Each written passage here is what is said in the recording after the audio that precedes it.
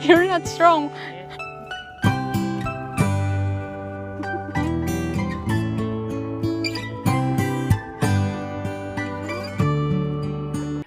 Good morning! It's a beautiful day. Pagising ko po ay wala po si David. Busy po siya ngayon. Hahanapin po natin kung saan si David. Nandito ata siya sa likod ng sasakyan. Ito po, nandito po tayo sa Caravan Park. Ayun! Naku po, anong ginagawa ng isang to? Kaya pala busy. Honeybee! Hala ka! Naglalaba pala siya. You washing? Yeah. Yung hand washing. Do you like it? Yeah, it's not bad at all when you're not working.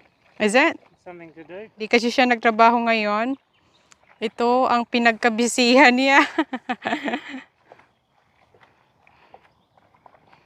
What did you wash today, honey? Washing a bed sheet and then later the clothes over there. The clothes over there. Yeah. Ay, meron na pala siyang nalabhan, oh.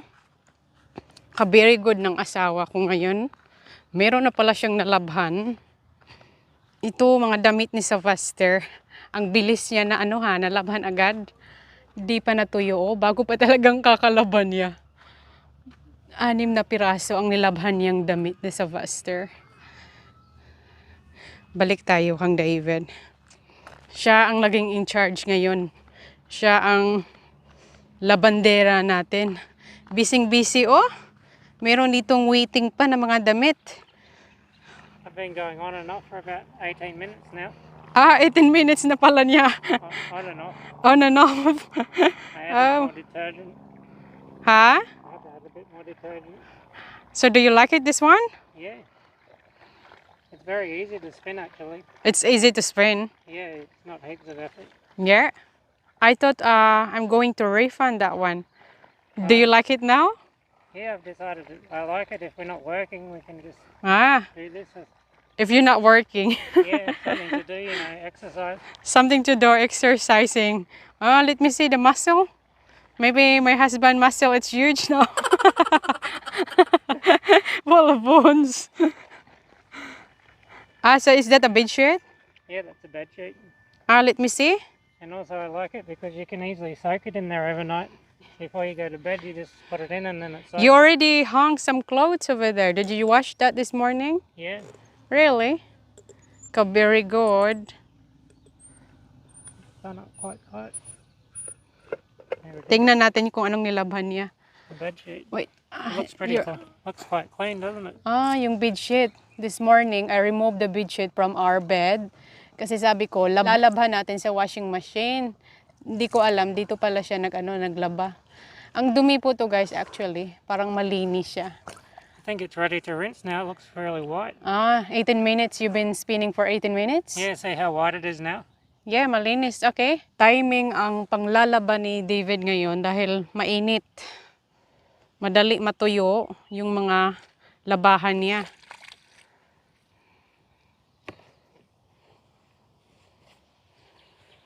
Hindi ko alam kung anong ginagawa ni David.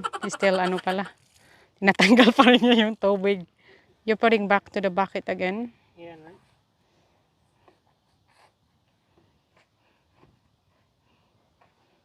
You could just wash in the white bucket. Oh, it's bigger this one. That one's very small. Oh yeah. You can fill it up again. You repeat it about. Like a washing machine, it does 2 or 3 rinses. Yep.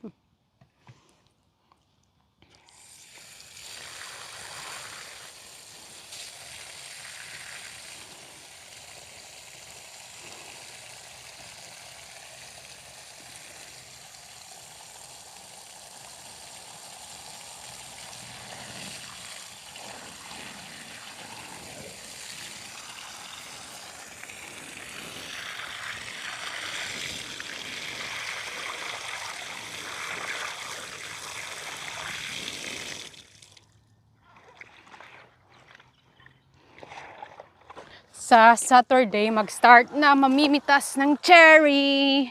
Nako, baka all day to maglalaba si David dito. Sabi ko sa kanya, ilagay na lang to sa washing machine. Kaso ayaw niya. Gusto niyang labhan. Would you like me to help you? One Yes, each. Tutulungan na lang natin. Mag one each. Parang malinis naman po yung bedsheet. Madumi kasi to. Once a week nilalabhan ko siya. Yeah, that's a good way. You wring it out.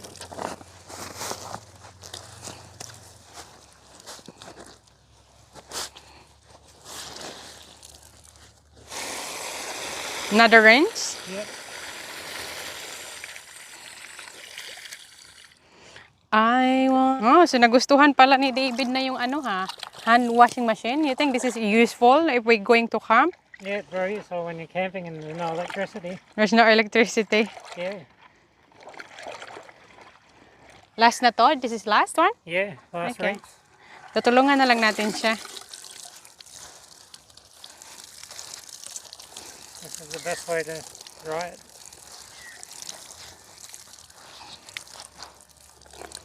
Who's strong?